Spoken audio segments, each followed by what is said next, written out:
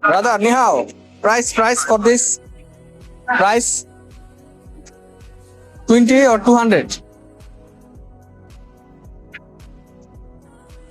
160.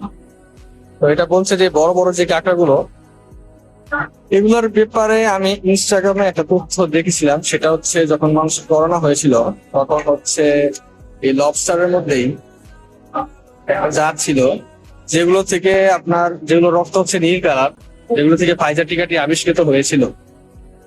তো চায়না থেকে আমরা শুনছি করোনা হয়েছে, করোনা রোগকে ছড়িয়েছে চায়না থেকে, কিন্তু আবার এটার যে কিউর মেডিসিন এটা কিন্তু ওদের কাছে অ্যাভেলেবেল, ওরা কিন্তু এগুলো খায়।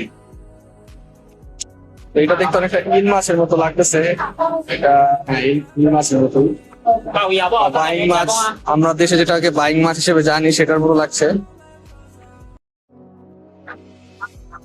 কোরাল ফিশ, এখানে আছে কোরাল ফিশ, যেটা হচ্ছে ভয়ঙ্কর দাঁত বিশিষ্ট।